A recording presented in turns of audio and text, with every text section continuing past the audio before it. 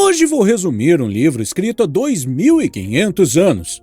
Apesar de antigo, ainda hoje é um dos livros mais estudados por generais, militares, políticos, atletas, empresários e funcionários. O livro de que estou falando é A Arte da Guerra, escrito pelo general militar chinês Sun Tzu. Sim, este é um livro sobre guerra, mas as lições podem ser aplicadas aos negócios e à vida cotidiana. Afinal, o mundo dos negócios é uma guerra moderna. Se você é um administrador ou um funcionário nesse mundo, então esse livro é para você. Eu tenho 24 lições para você, então vamos começar.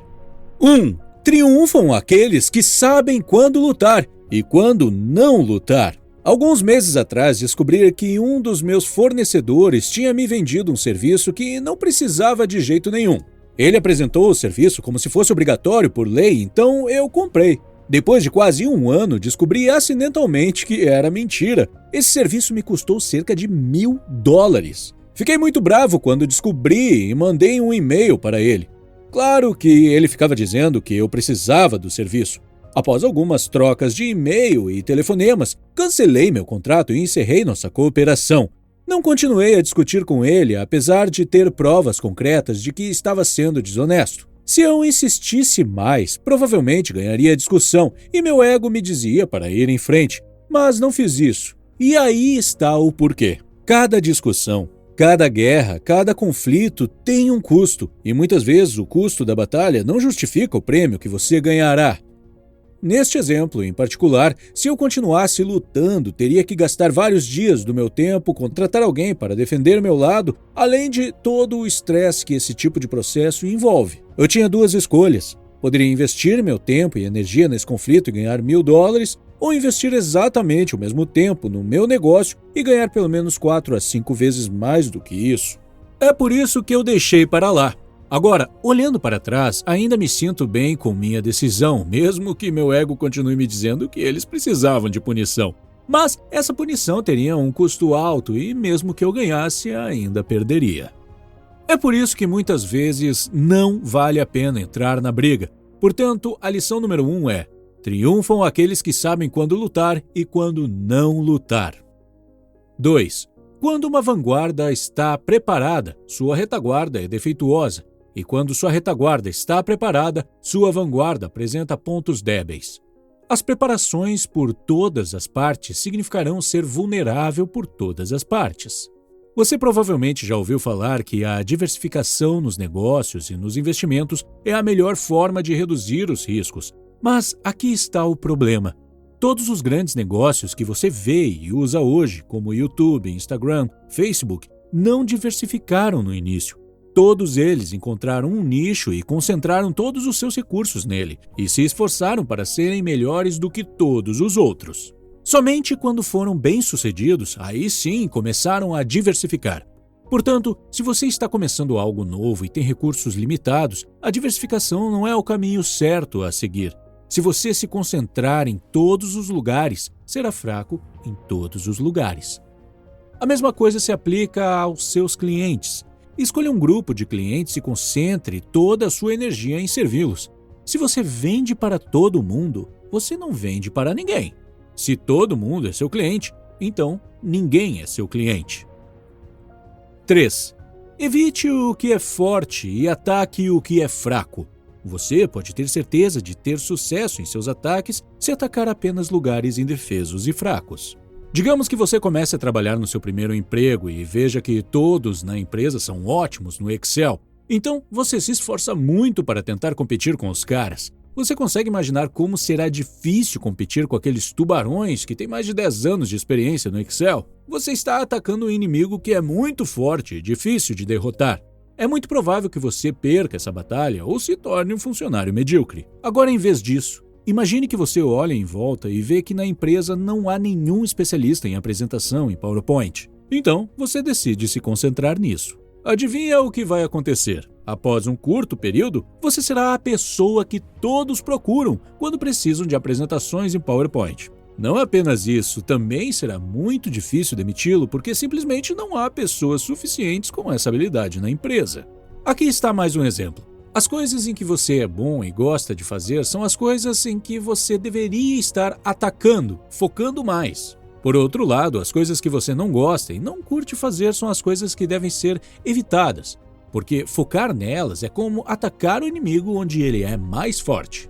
Por exemplo, se eu sou bom em criar esses vídeos que você está assistindo agora, e isso me dá um enorme prazer, beneficia pessoas como você e também me ajuda a ganhar um bom dinheiro, então por que devo gastar meu tempo melhorando minhas habilidades de administração em vez de focar no que está dando certo? Não me importo se sou ruim em administração. Eu sei que desde que me concentre no que gosto e seja bom nisso, sempre posso contratar alguém para fazer o trabalho administrativo para mim de maneira mais barata e eficiente. Se eu ganho R$ 100 por hora fazendo o que eu amo e posso contratar um gerente de projeto profissional por R$ 20 a hora, então por que razão eu deveria me concentrar em melhorar minhas habilidades de gerenciamento? Simplesmente não faz sentido financeiramente falando. Além disso, focar no que não gosto reduzirá a minha autoconfiança e vai fazer com que eu me sinta infeliz. Então, a lição número 3 é: evite o que é forte, ataque o que é fraco. Evite suas fraquezas e concentre-se em seus pontos fortes. 4. Recrutar 100 mil homens e marchar por grandes distâncias acarreta grandes perdas para o povo e um esgotamento dos recursos do Estado. A despesa diária será de 1.000 onças de prata. Haverá agitação civil em casa e no exterior. Os homens cairão exaustos nas estradas. Cerca de 700 mil famílias serão impedidas de trabalhar. A guerra é muito cara. Custa vidas, mesmo quando não há batalha. Custa a paciência ou o apoio das pessoas em casa.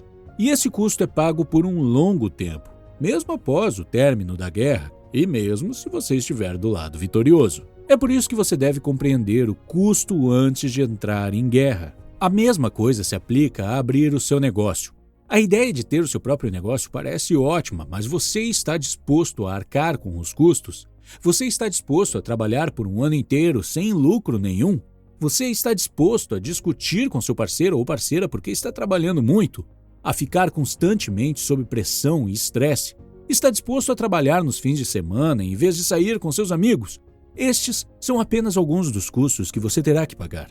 E não é só você. Sua família e amigos também pagam. Muitas pessoas não veem o custo e pensam que ter o seu próprio negócio significa ficar de terno, sentado em escritório chique, em um prédio alto, segurando um telefone em uma mão e um café na outra e mandando as pessoas fazerem isso e aquilo. Mas essa não é a realidade. A realidade é que seu escritório será o seu quarto ou uma cafeteria, se tiver sorte. E você não estará dando ordens, você é quem vai fazer a maior parte do trabalho.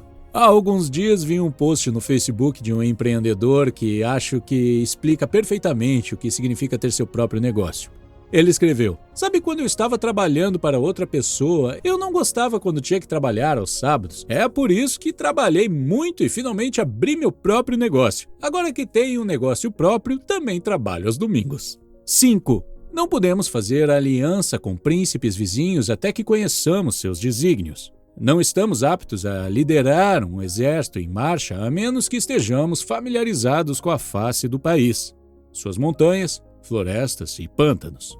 As alianças, tanto nos negócios quanto na guerra, são essenciais. Porém, um problema é que aqueles a quem você se alia muitas vezes têm seus próprios propósitos, que não necessariamente concordam com os seus. Seus aliados também podem usar truques enganosos. É por isso que é importante dedicar um tempo para pesquisar seus aliados e entender seus reais interesses. 6. Se você conhece o inimigo e conhece a si mesmo, não precisa temer o resultado de 100 batalhas. Se você se conhece, mas não conhece o inimigo, para cada vitória ganha, sofrerá também uma derrota. Se você não conhece nem o inimigo nem a si mesmo, perderá em todas as batalhas. Se você for a uma entrevista de emprego, há 2 perguntas que provavelmente serão feitas. A primeira é: por que devemos contratar você? E a segunda: você sabe alguma coisa sobre nossa empresa? A maioria das pessoas responderia assim: a razão pela qual você deve me contratar é que eu trabalho muito bem em equipe, sou confiável e esforçado, e eu dei uma olhada no seu site e parece que a sua empresa vende livros. Adivinha o que acontece depois de uma resposta assim? A entrevistadora diz que ela entrará em contato com você em breve, mas você nunca mais terá notícias dela. Você não recebe nenhum e-mail explicando o motivo pelo qual eles o rejeitaram. Agora, imagine esse cenário. Imagine que, antes de ir a uma entrevista, você faz uma pesquisa a fundo para entender o que a empresa faz e quais são os problemas que ela está enfrentando nos dias de hoje. Você não para por aí. Você também encontra alguém que trabalha naquela empresa e marca uma reunião para saber mais. Você também entra em contato com algumas pessoas que trabalham na posição para a qual você está se candidatando e conversa com elas. Simplificando, você aprende tudo o que pode sobre a empresa, seus problemas, planos para o futuro, novas iniciativas, etc. Então, você dá uma olhada nos resultados de sua pesquisa e descobre que a empresa está enfrentando 5 problemas principais. E você poderia ajudar de verdade com 2 deles. Então você pega um pedaço de papel e descreve esses 2 problemas em detalhes e explica como você os resolveria se eles o contratassem. Por exemplo, você diz: sua empresa tinha a maior fatia do mercado no número de livros vendidos, mas desde 2018 você perdeu a liderança. Se você me contratar como gerente de marketing, aqui estão 3 coisas que eu farei para aumentar as vendas. 1. Vou fazer XYZ porque já fiz isso no meu trabalho anterior e obtive ótimos resultados. E 2, farei isso e aquilo e etc. Desta forma, você descreve os problemas e explica como você os resolveria. Se você fizer isso do jeito certo, aqui estão 2 coisas que acontecerão. 1. A pessoa entrevistando você ficará surpresa e você será contratado imediatamente. 2. Você receberá uma oferta do salário mais alto que eles conseguem oferecer. E se você quiser, você pode até pressionar para subir um pouco. E eles estarão dispostos a aceitar, porque nenhum outro candidato parecia entender os problemas da empresa tão bem quanto você. E você ainda forneceu uma solução. Agora, isso não é apenas uma teoria. Eu já fiz isso e também já vi outros fazendo e obtendo resultados surpreendentes. Funciona. E funciona porque você dedicou um tempo para conhecer seu inimigo e a si mesmo. Então, a lição número 6 é: conheça o inimigo e a si mesmo, e você não precisará temer o resultado de 100 batalhas. 7. Quando alguns são vistos avançando e alguns recuando, é uma isca. Se aqueles que são enviados para tirar a água começam a beber, o exército está sofrendo com a sede. Quando os soldados estão apoiados em suas lanças, eles estão desfalecidos por falta de comida. Se o inimigo vê uma vantagem a ser conquistada e não faz nenhum esforço para conquistá-la, os soldados estão exaustos. Se os pássaros se reúnem em qualquer local, ele está desocupado. Se houver distúrbios no acampamento, a autoridade do general é fraca. Então, provavelmente você está se perguntando o que tudo isso significa para você, porque a maioria dessas frases é bastante específica em relação à guerra e não se aplica aos negócios ou à vida cotidiana. Sim, você está certo. Mas, se prestar bastante atenção, verá que há uma coisa que é comum em todas elas. Todas são sinais. Independentemente de ser nos negócios ou na guerra, os sinais contam uma história muito importante. Empresários habilidosos o suficiente para ler os sinais podem facilmente usá-los a seu favor. É por isso que você deve prestar muita atenção aos sinais em sua vida ou em seus negócios e entender o que eles estão tentando lhe dizer. Por exemplo, descobri recentemente que 75% das pessoas que assistem aos meus vídeos não se inscrevem. É um sinal me dizendo que estou fazendo um péssimo trabalho na conversão de inscritos. Então, esses sinais me dizem que eu devo pedir para você se inscrever com mais frequência. Então, aqui estou eu, pedindo para você se inscrever. Então, o que os sinais em sua vida estão lhe dizendo? Por exemplo, se você sempre se sente cansado e sonolento durante o dia, é um sinal que você deve melhorar a qualidade do seu sono.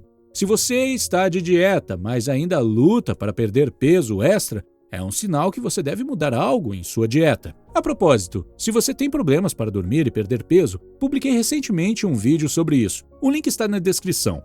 8. Não podemos confiar na probabilidade de um inimigo não vir, mas em nossa própria prontidão para recebê-lo.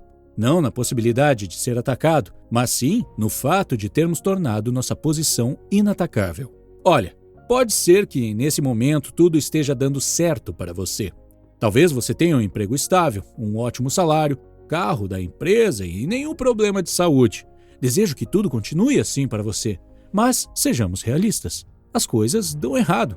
Você pode ser demitido, pode ter dificuldades financeiras e, o pior de tudo, pode ter um problema de saúde. Essa é a realidade. Não podemos ignorá-la e acreditar ingenuamente que nunca vai acontecer nada de ruim. É por isso que todos precisamos estar preparados. Não podemos confiar na probabilidade de que as dificuldades não venham. Eles eventualmente virão e o que importa é se você está preparado ou não. Aqui estão algumas maneiras básicas de se preparar para problemas. 1. Tenha um fundo de emergência onde guarde o equivalente a 3 a 6 meses das suas despesas mensais. 2. Certifique-se de ter um bom seguro para você e sua família. 3. Torne-se um especialista em seu trabalho. Em tempos difíceis, os amadores são demitidos primeiro e a demanda por especialistas aumenta. 4. Se você não se vê como um especialista em seu trabalho atual, comece um negócio paralelo ou faça cursos para se preparar para uma nova profissão. 5. Tenha algum dinheiro reservado para grandes oportunidades de investimento que possam surgir em seu caminho. 9. Há estradas que não devem ser seguidas, exércitos que não devem ser atacados, cidades que não devem ser sitiadas, posições que não devem ser contestadas, comandos que não devem ser obedecidos. Esta lição é sobre saber quais as coisas que você não deveria estar fazendo. Há um ditado que diz assim: saber o que não fazer é mais importante do que saber o que fazer. A maioria de nós tem listas de coisas a fazer, mas você já criou a lista de coisas a não fazer? Se você ainda não fez, experimente e você ficará surpreso com os resultados. Por exemplo, se você não deve fazer coisas nas quais é ruim, não deve sair com pessoas que drenam sua energia, não deve gastar as primeiras 2, 3 horas do seu dia em tarefas de baixa importância. A lista de coisas a não fazer também se aplica aos clientes. Existem certos clientes que você não deve atender. Existe um ditado famoso: o cliente tem sempre razão, com o qual eu pessoalmente não concordo. O cliente nem sempre está certo, mas o cliente certo sempre está certo. Há uma grande diferença. Se você atender os clientes errados, eles vão desperdiçar seu tempo e drenar sua energia. Você deve abrir mão desses clientes assim como você joga fora o seu lixo. Clientes tóxicos são realmente como lixo e provavelmente alguém os jogou fora. E se você continuar a servi-los, você estará basicamente se alimentando do lixo de outra pessoa. Deixe que outra pessoa lide com eles e você se concentrará nos clientes que realmente importam para o seu negócio. Se você fizer isso e não atender os clientes errados, então você terá tempo extra que poderá gastar com os clientes que realmente importam. E isso os deixará ainda mais felizes e eles indicarão sua empresa para ainda mais clientes parecidos com eles. Agora eu entendo que em alguns negócios é difícil escolher seus clientes, mas muitos pequenos empresários e freelancers podem fazer isso facilmente, se posicionando de uma determinada maneira ou simplesmente rejeitando certos tipos de clientes com um determinado orçamento ou atitude. Também sei que muitas pessoas terão dificuldades com a ideia de rejeitar clientes. Por exemplo, no ano passado, não consegui convencer meu amigo e seu sócio de que eles não deveriam aceitar todos os clientes e, em vez disso, se posicionar para um grupo muito específico de clientes.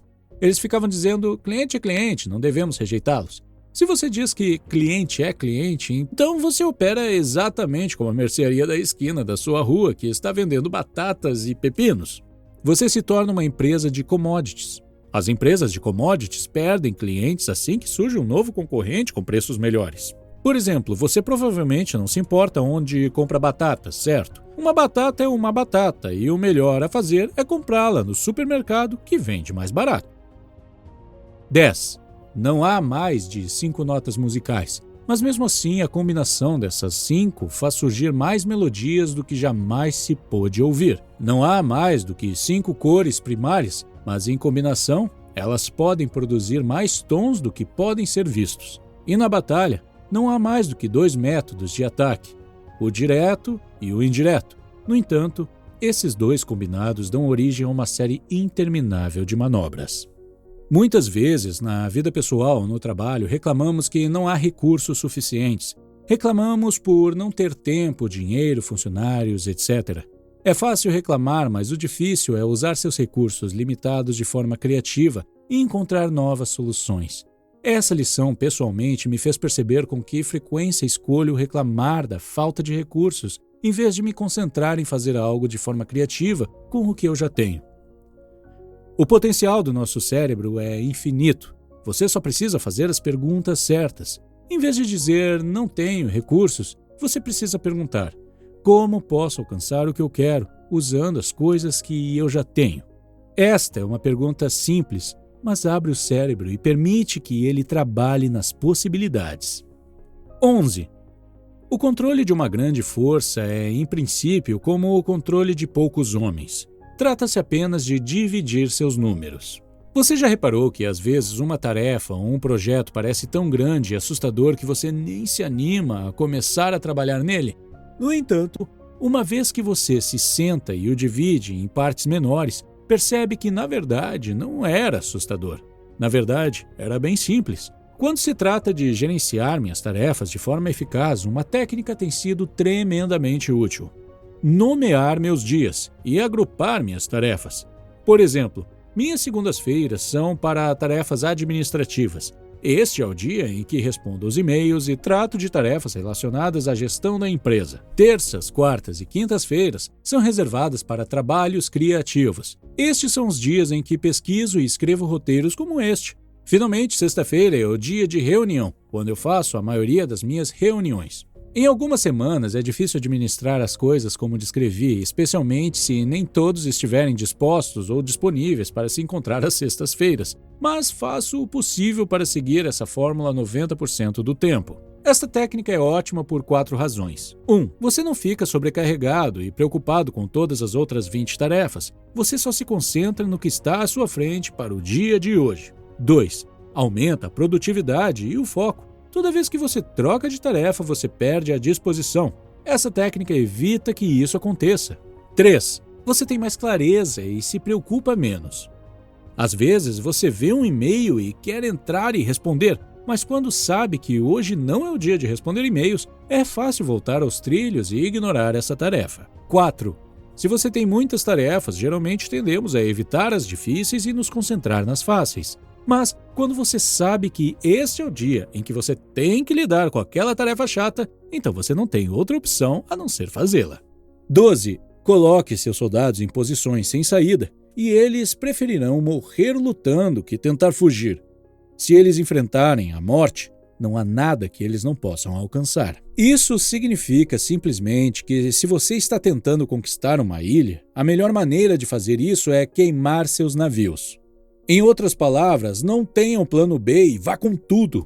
Por um lado, acredito que é uma tática poderosa porque transforma eu devia fazer em eu tenho que fazer.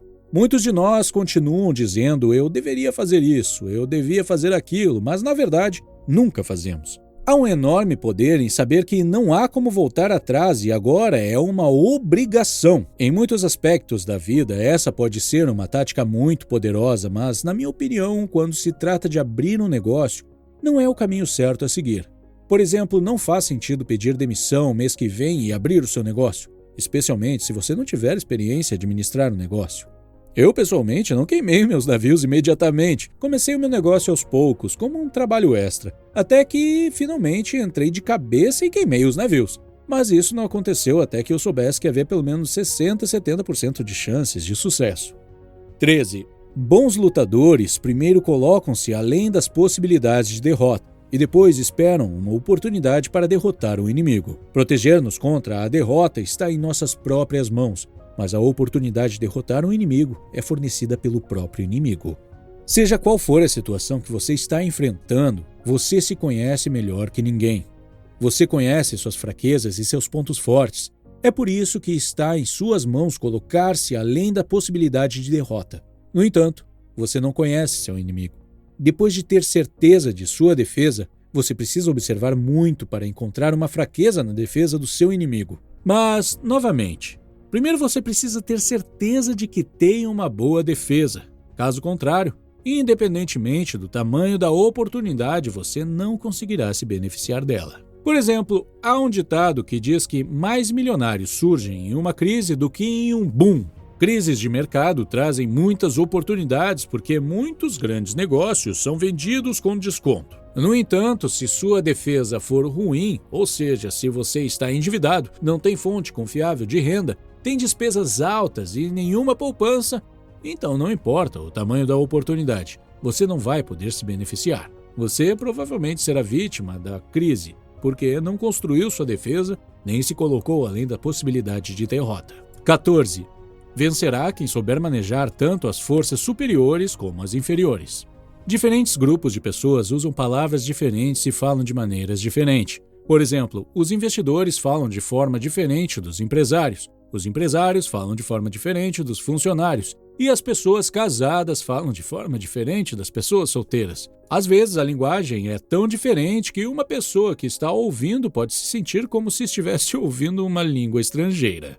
Investidores usam palavras como ROI, retorno sobre o investimento, ativos, passivos, ganhos de capital, valorização, etc.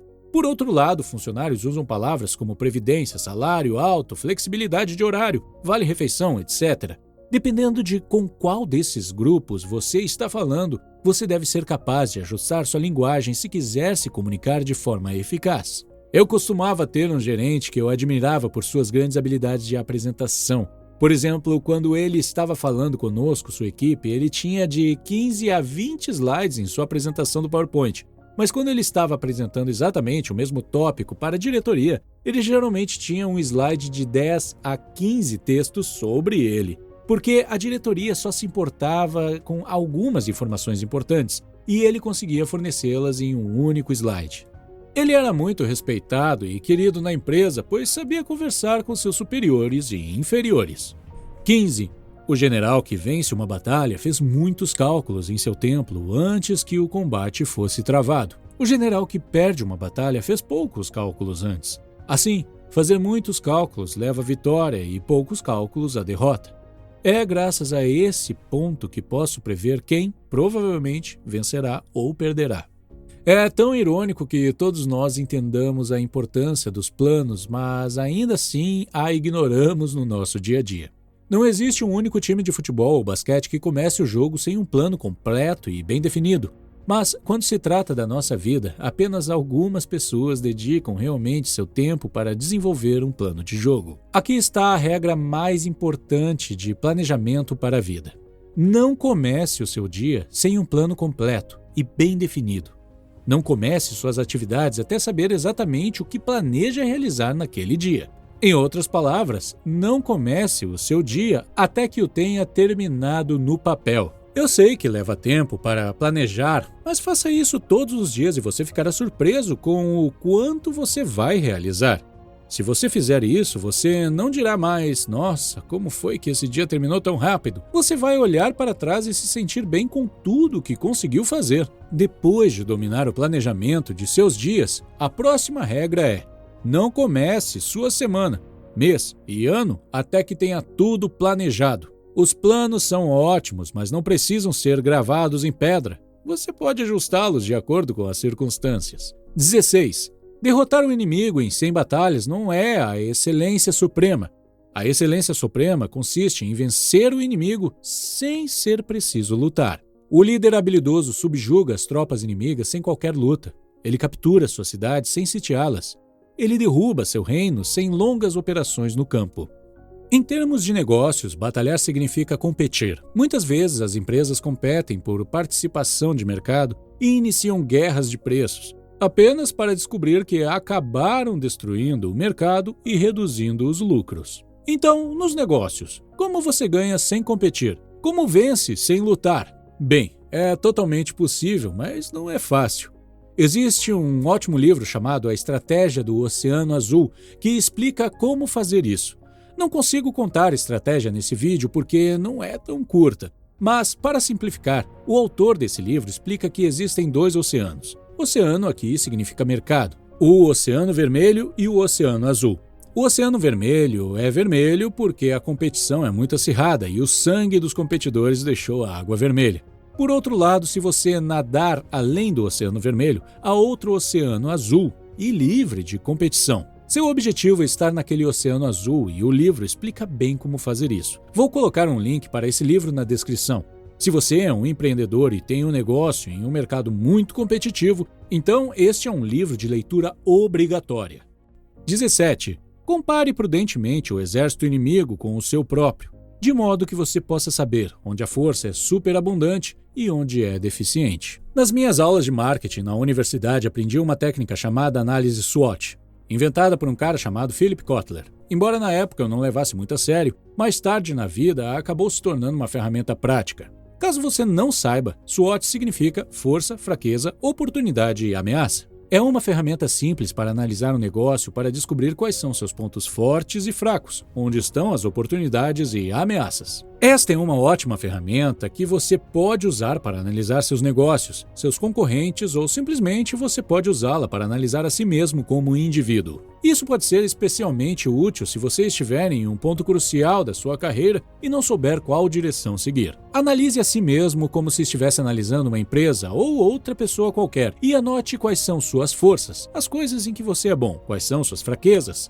as coisas que você é ruim. E, finalmente, quais são as oportunidades e ameaças que você vê em sua vida. As coisas que você colocou na coluna de fraquezas e ameaças são as que devem ser evitadas. Sua futura carreira não deve ser baseada em suas fraquezas e ameaças. O que é mais interessante para você são as coisas que você coloca na coluna forças e oportunidades. Essas duas colunas serão os principais indicadores que informam no que você deve se concentrar. Além disso, se você está planejando ir a uma entrevista de emprego, há uma grande chance de que lhe perguntem quais são seus pontos fortes e fracos. Uma pergunta bastante básica e muito frequente, mas muitas pessoas têm dificuldade de dar uma resposta clara. 18. Um general e suas tropas podem marchar grandes distâncias sem se fatigarem, se marcharem por uma área onde o inimigo não está. Essa está bem clara, certo? Se não há inimigo, então é fácil marchar. Mas vejamos. Quantas vezes você tentou estudar ou trabalhar sério enquanto mantinha o seu celular ao seu lado e dava uma olhadinha nas redes sociais a cada 5 minutos? O celular é seu inimigo. Você simplesmente o coloca na mesma estrada em que precisa marchar. Quantas vezes você fez dieta, mas mesmo assim comprou sorvete e chocolate e colocou na geladeira? Você não percebe que está colocando inimigos em sua geladeira que procuram momentos fracos para atacar? Então, para mim, esta lição significa criar um sistema onde você elimina os inimigos para poder marchar sem perigo. Se você está tentando ler mais, a Netflix é uma inimiga. Se você está tentando melhorar suas notas, então amigos que se preocupam mais em beber do que em estudar são seus inimigos. Algumas semanas atrás eu resumi um livro chamado Hábitos Atômicos e falei sobre a importância de montar sistemas e expliquei por que objetivos são inúteis se você não tem um sistema no lugar certo. Se você quiser saber mais, vou colocar o link na descrição. 19. O espírito de um soldado é mais aguçado pela manhã. Ao meio-dia começa a esmorecer e à noite sua mente está concentrada apenas em retornar ao acampamento. Um general inteligente, portanto, evita um exército cujo espírito está aguçado, mas o ataca quando está lento. Isso significa simplesmente que se você for fazer algo importante, é melhor fazê-lo pela manhã, porque à noite você ficará sem energia e força de vontade.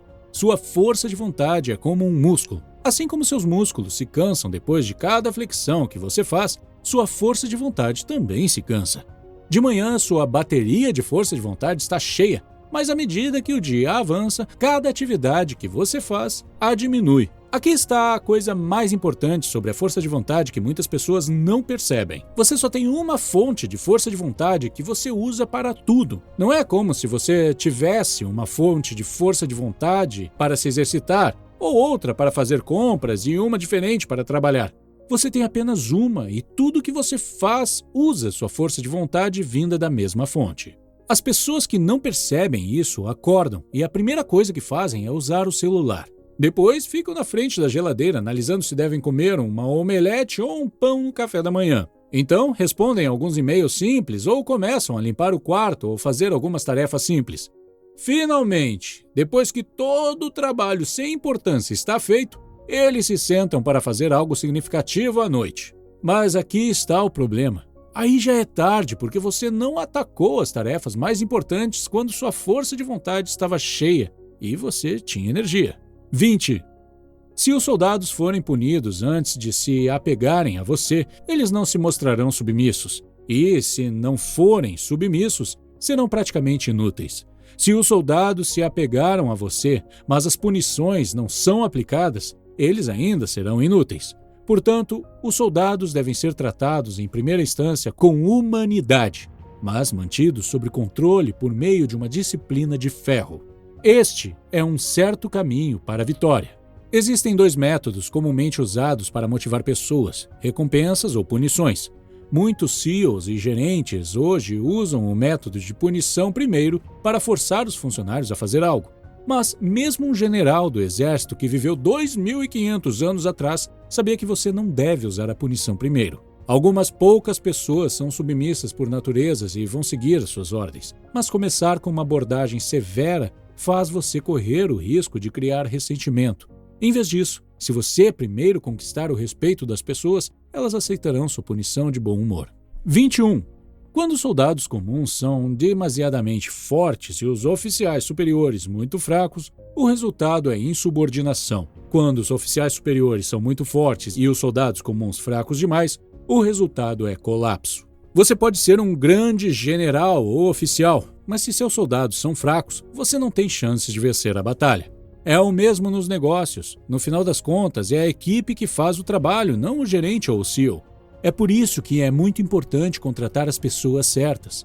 A contratação de pessoas com a mentalidade errada e habilidades insuficientes irá colapsar o seu negócio. 22. É o negócio de um general ficar quieto e assim garantir o sigilo. Tanto na guerra quanto nos negócios, a informação tem muita importância.